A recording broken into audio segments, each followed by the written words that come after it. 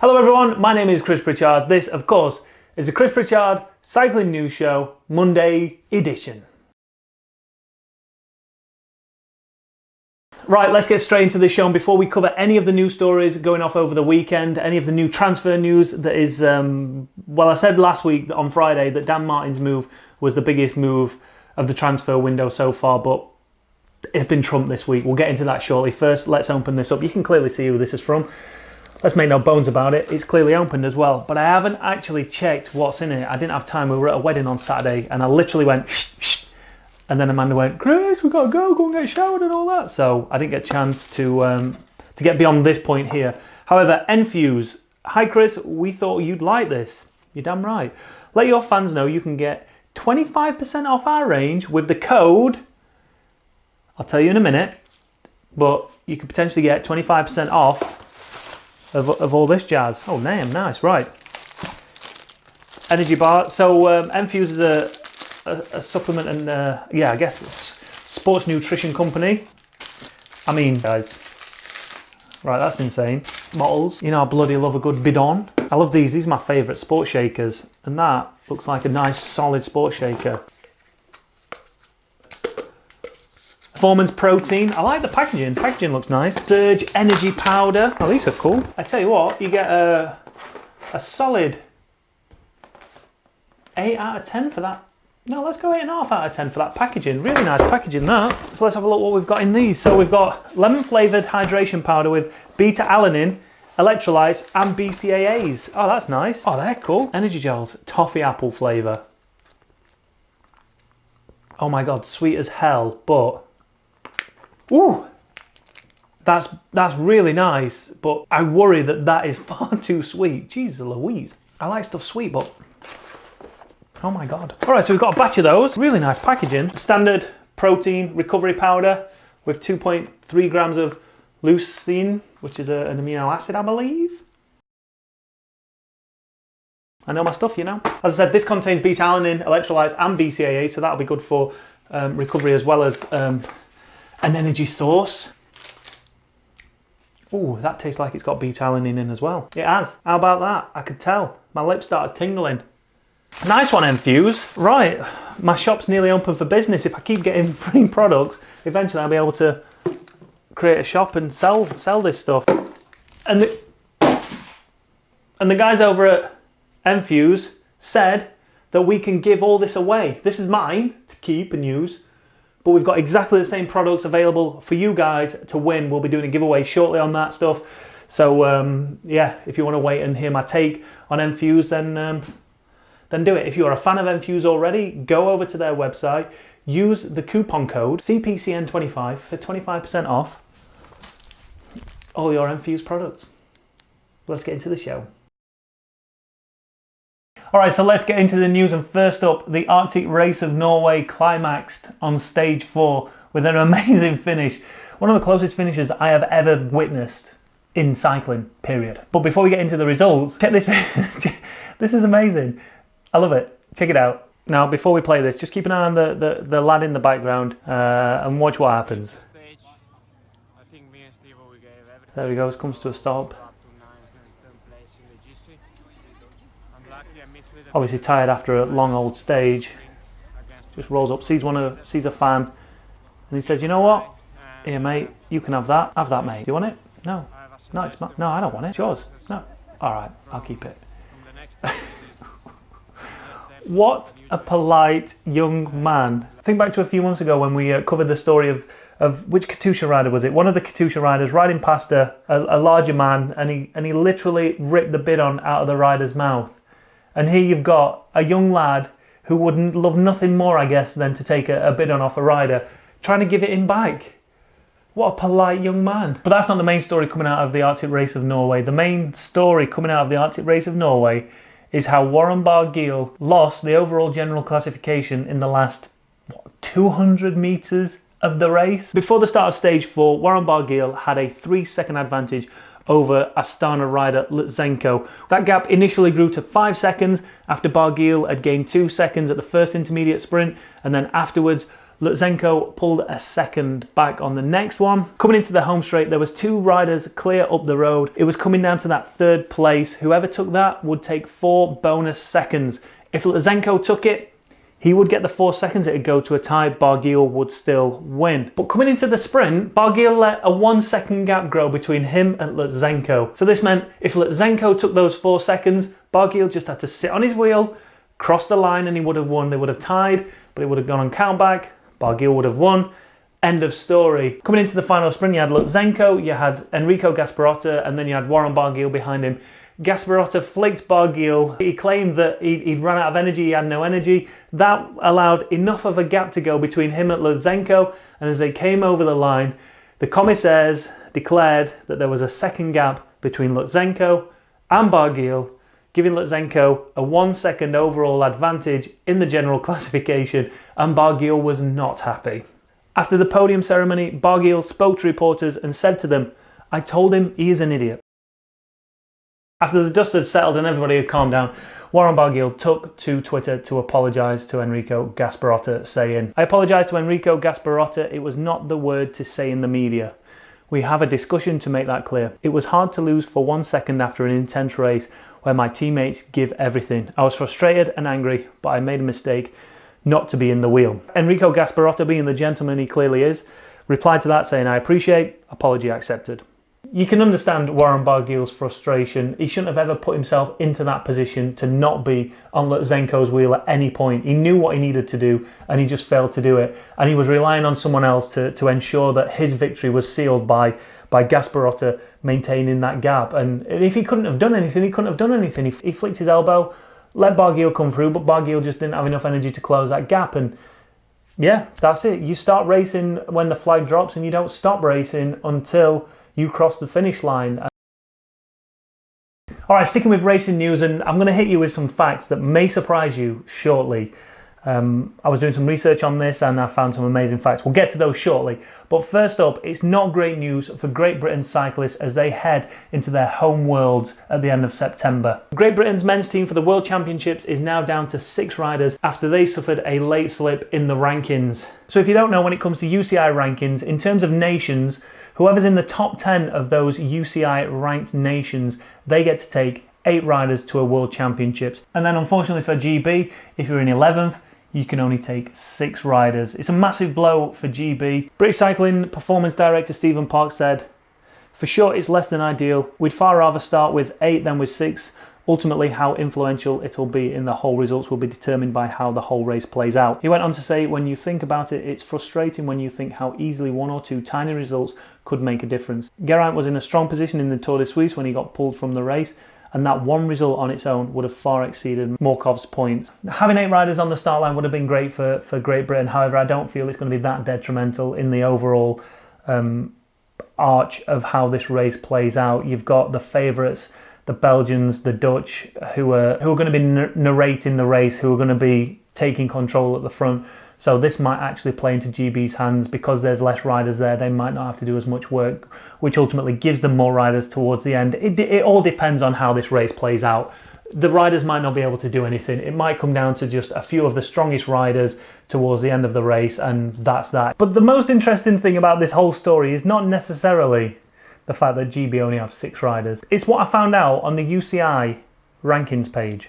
So we had a look at the UCI rankings. We were checking out all the different countries. Go and check the UCI website out and check out the national rankings. You'll find some amazing countries in there. 1 that you knew never existed, and 2 that actually had cyclists from them. So go and check that out. But me and the boys were having a chat and I said, "Hey, I wonder if my results are on here from years gone by." And they bloody are. So I want you to leave a comment now down below. Back in 2011, some might say the Pritchard heyday, I'd probably say it was 2010. Second year of racing Kieran. Where was I in the UCI rankings? 211 riders made up the UCI rankings in 2011 in the Kieran. What position did I finish in overall in the world? Leave your comment down below and let me know. Don't cheat, just have a guess down below, just for fun, all right? So this is the UCI website. Here we got the Men's Elite Sprint and the Men's Elite Kieran. So let's go into the Kieran. Currently your Kieran champion is Udai Nitter. but we don't care about him at the minute. What we're doing is going back to 2011.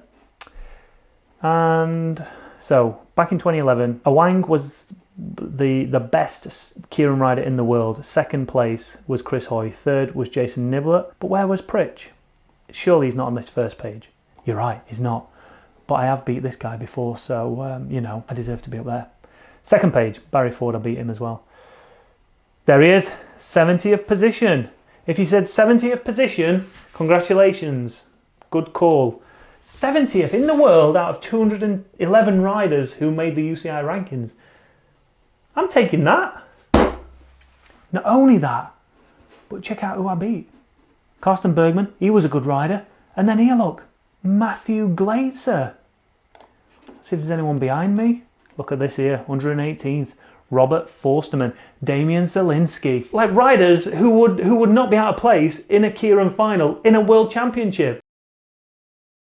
Next up, and this story is a story that I've kept my eye on for quite a few years now, and that is the land speed record on a bicycle. It currently stands at 184 miles an hour, and that was set by Denise Muller-Kurinek back in 2018. She'd already previously set in 2016 the fastest ever woman's record at 147 mile an hour, and in 2018 she went out and broke the outright record, 184 miles an hour. But now Neil Campbell from Great Britain has set the men's cycling land speed record. He set a speed of 174.3 miles an hour. He did the attempt on the attempt took 174.3 miles an hour, also breaking the European record. It took place on Elvington Airfield up in North Yorkshire. Campbell was motor paced by a Porsche Cayenne. The bicycle is then released as he comes up to the time section, and then he deploys a parachute to help him stop.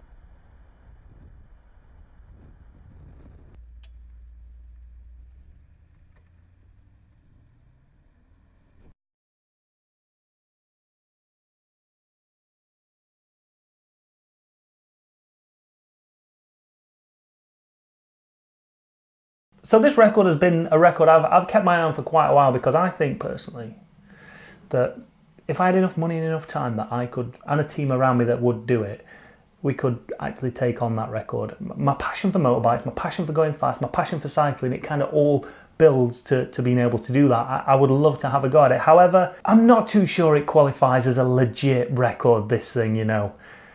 So originally, like when you look back to when like Dave LaGrice took it on, he's a legend in the UK sprinting scene, right?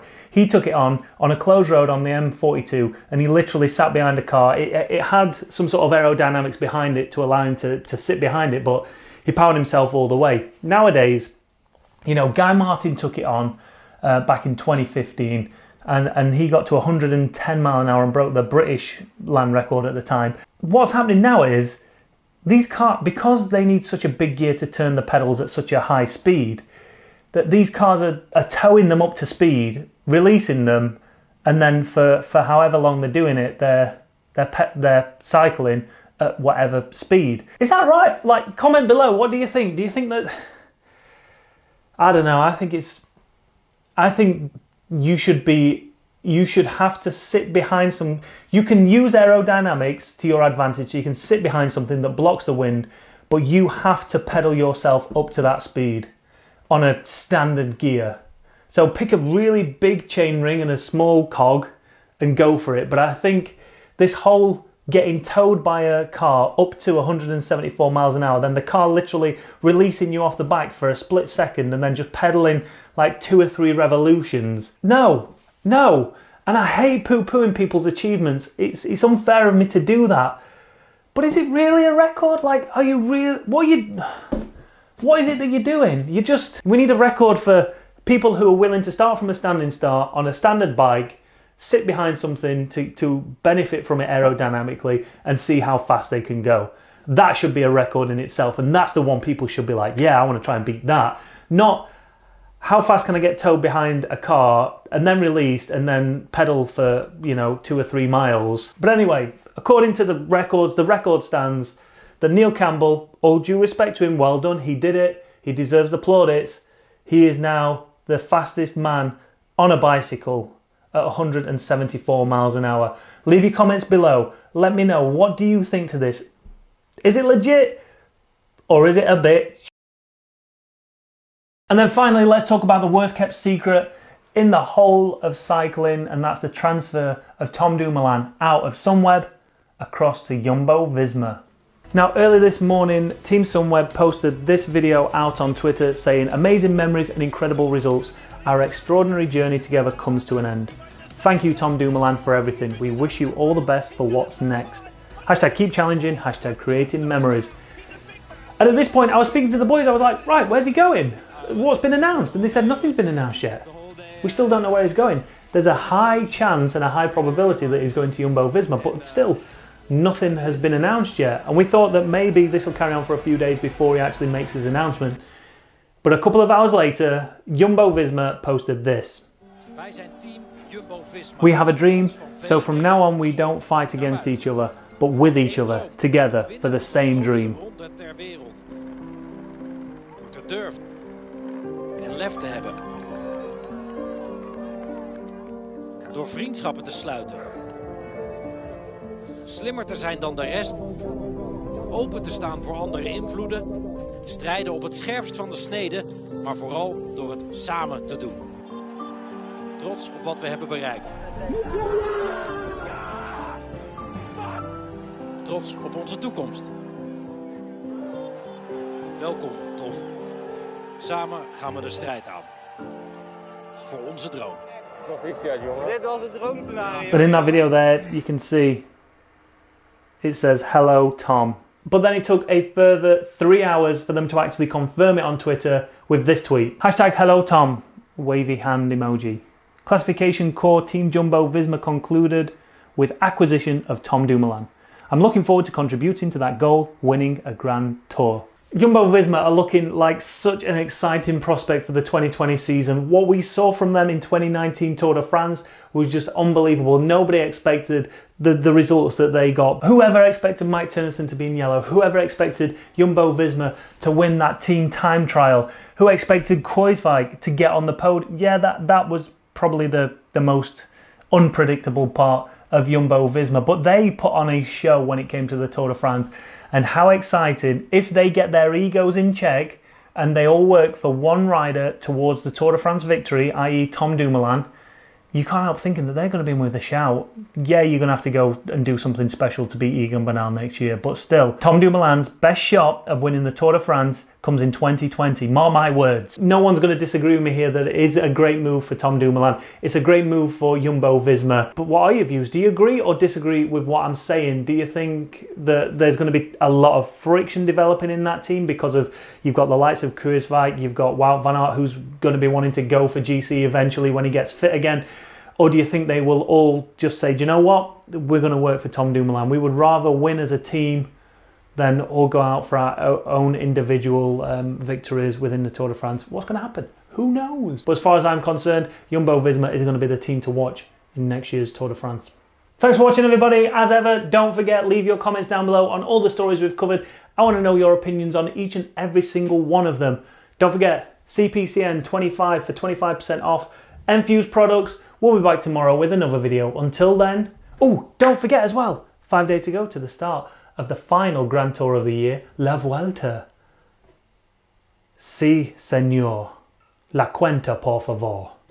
Subscribe, like, dislike, comment. Do it all. See you tomorrow.